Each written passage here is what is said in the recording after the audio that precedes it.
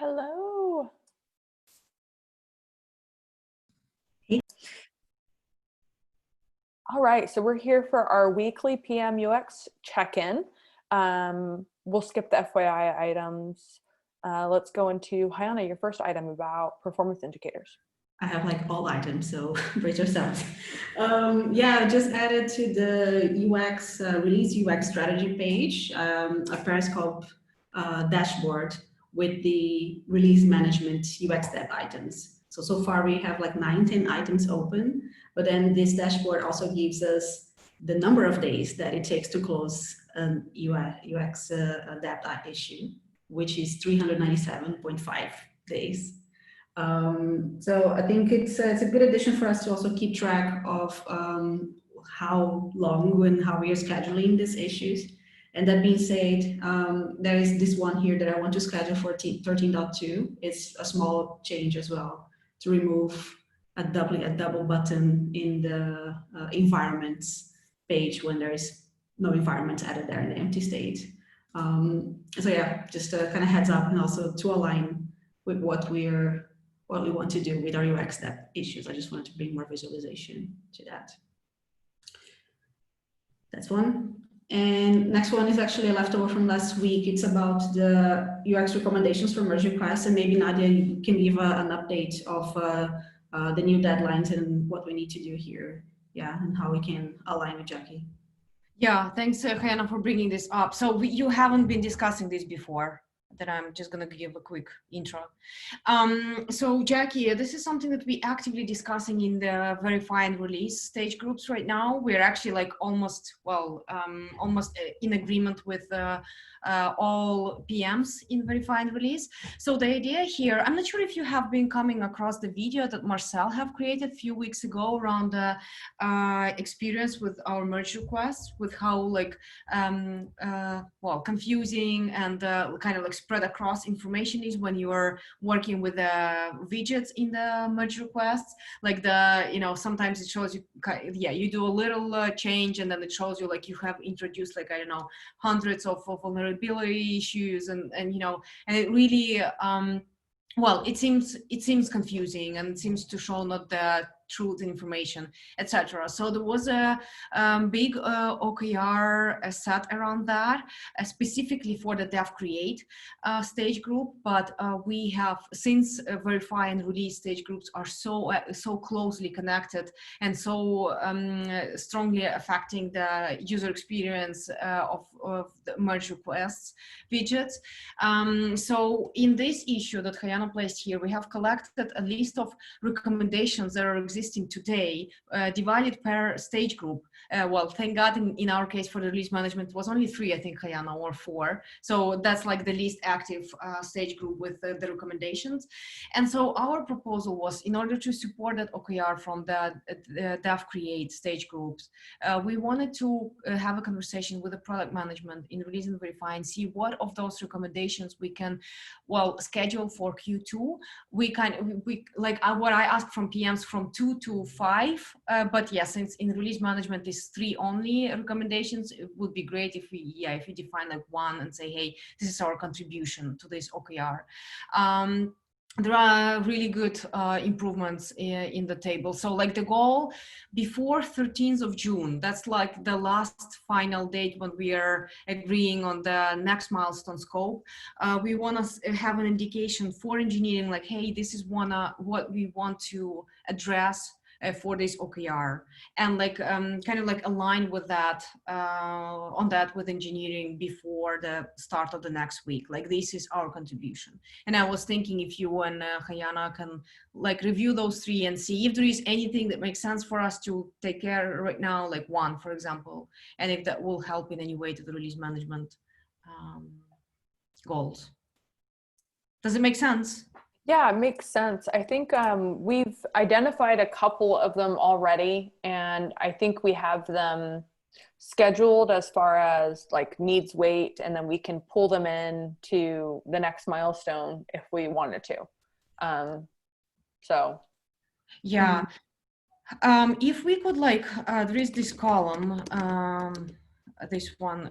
In the issue in the table there is this last Selected column. as a priority item. Yeah. If we could mark like 1, 2, 3, I don't know however you will want to prioritize for Q2, that we say, hey, we contribute, like this is our little contribution to this OKR, because later at the end of, well, actually in the beginning of next week, because this Friday is Family and Friends Day, I will be like making a little report and we'll be reporting on that to Dev Create, to Christy and everyone who is involved. Like, hey, this is all of the contributions that we plan to do in Q2 from the release and verify. So that would be like, if you could put like a little mark there, like a yes or a tick for the items that you have selected, that would be really cool. And for me, that would be an indication, hey, this is a little contribution from release management to this initiative. Yeah, no problem there. And you can see in that issue already, like Oritz and James from testing, like a lot of PMs are already acting on that. So I'm so grateful for everyone to be like so collaborative on this. It's like, oh, best team ever. Okay, I've added like a white check mark to that column and saving it now. So there's the 2 after the UXR Insights one that I've added to our 13.2 needs weight issue. After the team weights it, we'll be able to pull it in for execution. So amazing. And I added here the link to the spreadsheet with the user stories for environments. And then I think there are more issues in that sheet that mention merge requests. So maybe we can have a look there again and add that they might be more relevant than those 3, as in smaller issues, like easier to improvement. Okay. Got it.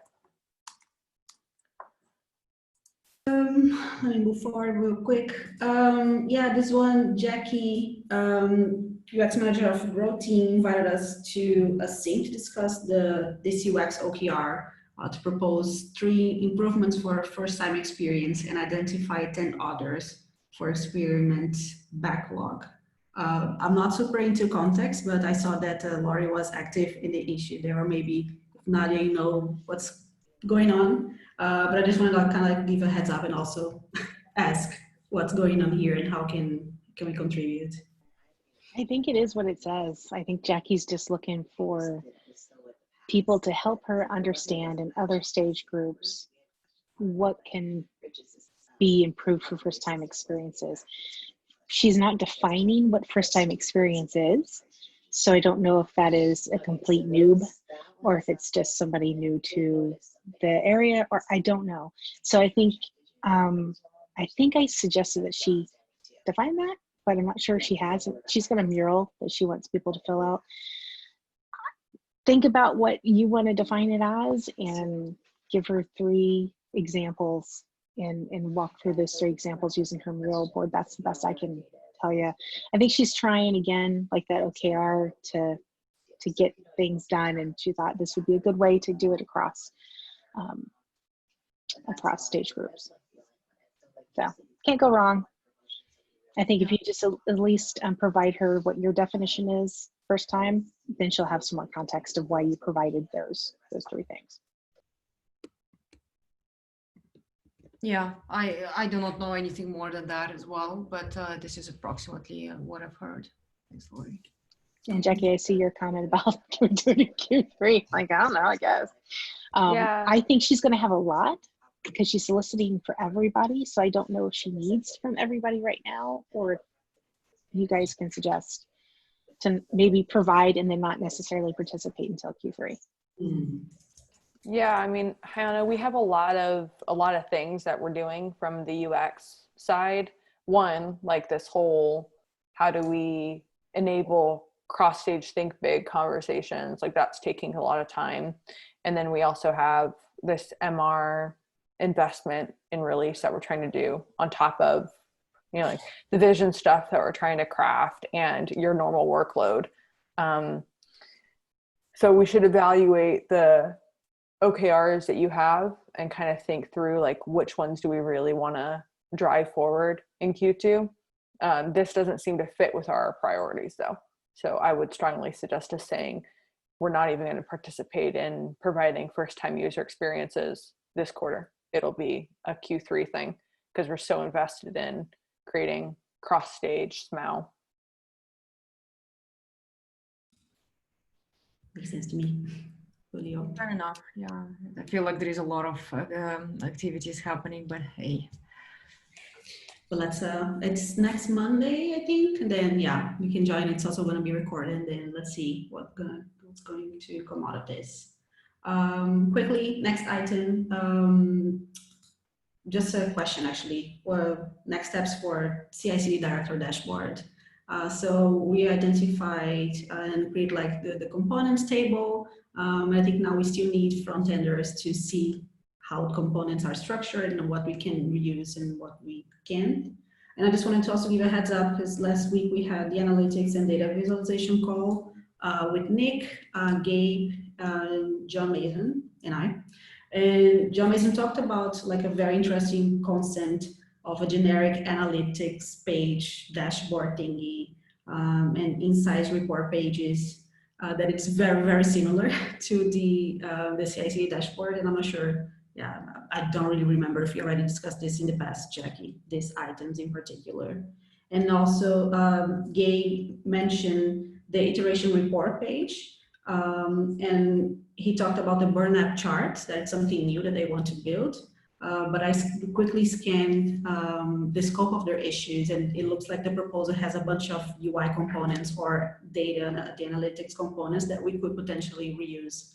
So I know we don't have time to go to dive into their issues, but just to raise the flag that everything that they're doing sounds very similar to the CI/CD dashboard. So having this yeah, so we talked with John Mason before about the generic analytics report and all that stuff. The biggest risk that we run into there is that we aren't delivering the value that our CI/CD customers are looking for, which is a group aggregation of release information and CI minutes. So that's kind of why on the issues that we have created, I'm asking you, are we okay to implement the raw GitLab UI charts and those kinds of things, because we can then partner with other teams on delivering, the pajama implementation of the GitLab UI components. They still don't have like the scope inside those issues don't have like aggregation of metrics. And I don't know how long it's going to take them to deliver that, but we definitely need, in order to compete with Zevia Labs, like value stream metrics about releases. And we have to deliver something around DORA so that people feel like we're able to actually measure deployment. Because today we use environments as a proxy for deployment, but there's nothing measurable about deployments in GitLab. And that's a problem because people aren't going to be able to see the value of deploying with GitLab if they don't have those metrics in front of them. So this is kind of like an ROI exercise. So long story short, I'm sure there's lots of things that we can display on the CI/CD dashboard, but the 5 metrics that I've identified that need to be on it are to compete very intentionally with our competitors who have super compelling analytics for deployments. I'm muting. No, that makes sense. I just wanted to also raise this because, yeah, I was reading, way out of context from their discussion. And I just wanted to kind of get a sense that we're not building 2 similar things in 2 different stage groups. From what I understood from them, also they want to have the flexibility to just generate a dashboard or some data points from the CI file. So yes, they have a different complexity, but it was interesting to see that this could be something that is an overlap. So it could be that, yeah, we focus on different metrics for now, but maybe it's one single dashboard in the end where users can just decide what type of metrics they want to see. So that was more like it. And oh my God, do you have time? Okay. And quickly, I have one open merge request UX Dev issue. I just wanted to highlight that we had 3 merge requests planned for this milestone, but we actually delivered 4. So that was super cool. And then for this week, maybe we can, or maybe you already have an idea, Jackie, just to align the priorities, because I'm looking at the Need UX issue, and I was just going to follow the order there. And the next one is support for the association to group milestones. But then, yeah, if there's anything else that is more important, just let me know. That's perfect. You got it right there. So all good. I'll give you access to the script to record our PM UX kickoff. We have 3 issues that I'll be highlighting, and then I think it'll be good to kind of see like how we want to intertwine the UX story with the product story. Awesome. And then when do you want to record it? You already have a date? Because we can record separately as well. I guess we could do it in our one-on-one. Okay. Because it should be like a 5-minute thing, you know. Okay. But I'm gonna move our call because I need to take my cat to the vet. Oh, okay, cool. That works for me. Okay. Awesome. Diana, and I hope you've seen there was tons of reactions. Like anyway, you're a rock star guy around the UX step issues that you have given attention this month, and I've seen the reactions from Sid and Christy in the UX Slack. So again, thanks a lot. I haven't seen it. There was like lots of hearts and things, and like yeah, it's nice to see that people kind of like. That's awesome. Guess that's it. Anything else? All good. Okay. Awesome. Thank you all so much. Thanks all for updates. Bye.